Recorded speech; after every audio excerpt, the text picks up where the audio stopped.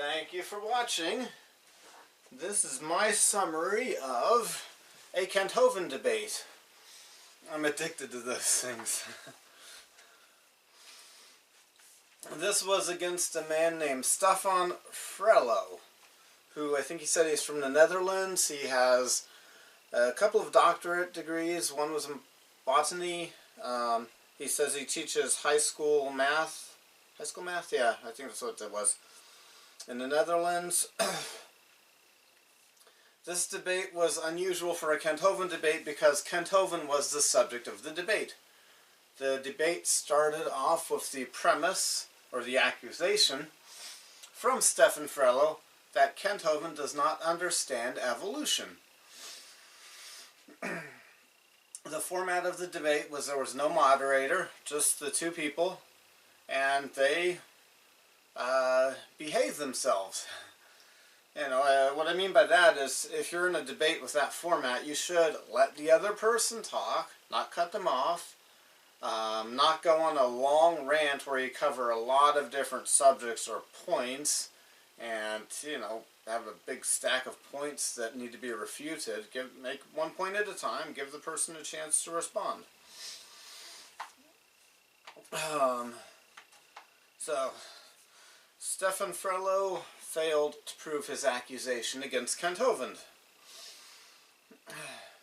He did acknowledge that Kent Hovind does acknowledge microevolution. I guess that was good. In that way he didn't make a straw man argument. And Kent Hovind has these charts he's put together that show how arbitrary the phylogenetic trees are. How do you pick what's going to be in what order? And Kent Hovind has one chart based on how many chromosomes there are. In that chart, the fern is the most highly evolved thing. Another chart where it's based on the size. Another chart where it's based on the gestation period. Kent doesn't really seriously believe those charts. He makes those charts as a parody of the evolutionary charts, which are equally as ridiculous. But Stefan Frello did not seem to understand that. Kent Hovind asked if the chromosomes did match the chart, the expected or believed evolutionary story, would they be used as proof? And Stefan Frello said no. Stefan Frello claimed chromosomes fuse. I've heard that before, but has that really been proven, or is that just a theory? And is that theory based on a presupposition or an already very strongly religiously held belief in apes and humans having the common ancestor, and the fact that chimpanzees and humans are one pair of chromosomes different in their number of chromosomes?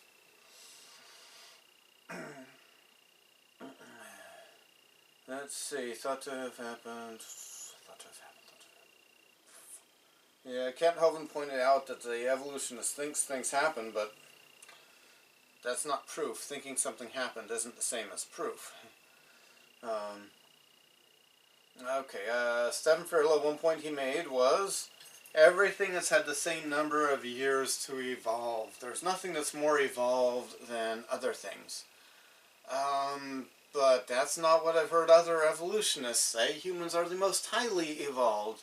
And white humans even more highly evolved than the other humans is what I've heard other evolutionists say. Not everything's had the same number of years, so we're all equally evolved. No, the theory is there was a single-cell organism that became everything.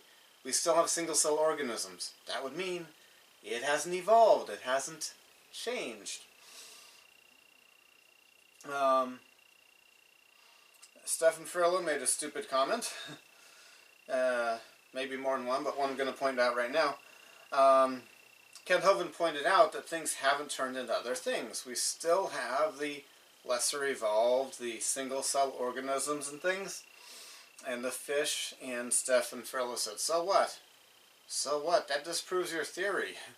There should not be lesser evolved things. If There was one of Kent Hovind's points that Stefan Frello said he would not respond to.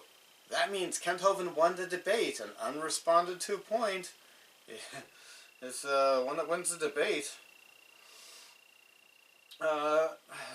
Stefan Frello used the accusation of a fairy tale story against the Bible, but oh my goodness. Evolutionism is just as fairy tale-ish, if not more. The Bible gives us a creator, and the only scientifically plausible, the only possible explanation for life is a creator creating it. We don't see things just happening. We never see something complex coming together by random chance. There's got to be some creator doing that.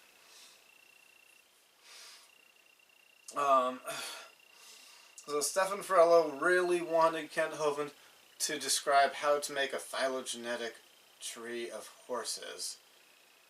But Kent Hovind doesn't owe a phylogenetic tree of horses to anybody. But Stefan Frello, he really wanted that phylogenetic tree of horses. And Kent Hovind pointed out, it's possible for two horses with the variety in their DNA.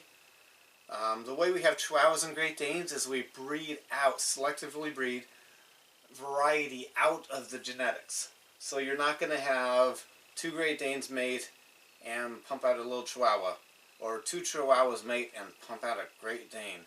The possibility is not there anymore. But the ancestor that was medium-sized had the genetics for both. So two horses becoming all the zebras, horses, and asses in the world is a plausible story. And has absolutely nothing to do, that being plausible, and that has absolutely nothing to do with two amoeba becoming horses and whales. Stefan Frello accused Kent Hovind of not staying on topic, but he was, because the topic was, does Kent understand evolution? And by evolution, what most people mean is macroevolution. All life, plant and animal life, having the same common ancestor. So, only talking about horses, well, if you stray from horses, you're not going off the topic when the topic is evolution and everything having the same common ancestor. Especially since microevolution is not in contention. Kent Hovind does not deny microevolution. In fact, Kent Hovind loves science and believes science. And thus believes microevolution, because that's not controversial. It's an obvious fact, proven every time people selectively breed a cow to give more meat, and a cow to give more milk, and a dog to be cuter and less survivable in the wild, and more of a pain in the butt requiring daily grooming. I love my dog. Man, but if I get him in the Celestial Kingdom, I'm hoping his fur starts taking care of itself and not requiring daily, multiple times a day grooming.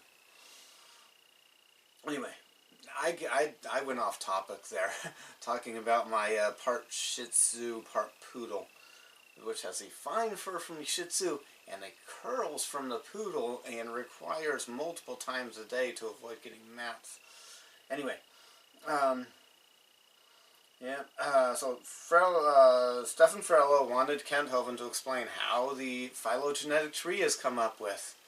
And Kent Hovind had an answer. You see, failing to give the answer somebody wants you to give, or that they believe, is not failing to give an answer.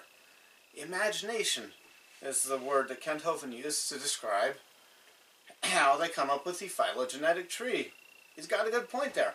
Nobody has seen those changes happen. And, alright.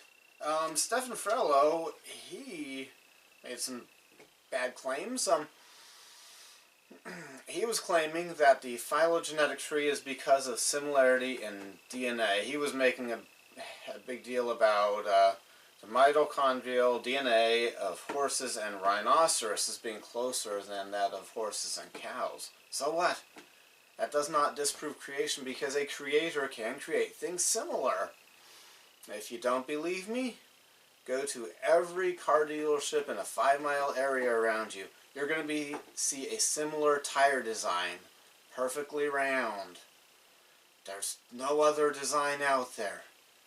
And that does not prove that one car evolved from the other car with no creator or designer. But actually, when Darwin made his phylogenetic tree back in the 1800s, DNA was unknown. So no, they don't come up with that phylogenetic tree because of the DNA. And Stefan Frello made the accusation, we don't see what creation would expect, but we do see what evolution would expect. But no, actually, and Kent Hovind pointed this out, we see what creation would expect. We see things keeping to reproduce and create the same kind of animal. We've never seen a fish turn into a lizard. We've never seen a cow turn into a whale. The whales keep making whales. No exception. So thank you for watching my comments on this debate where Kent Hovind proved that he does understand evolution. Yeah, Kent Hovind understands evolution. But there are things he doesn't understand. So Kent Hovind does understand evolution. He doesn't understand the Bible. He doesn't understand God. And he doesn't understand the Church of Jesus Christ of Latter-day Saints. You have a good day.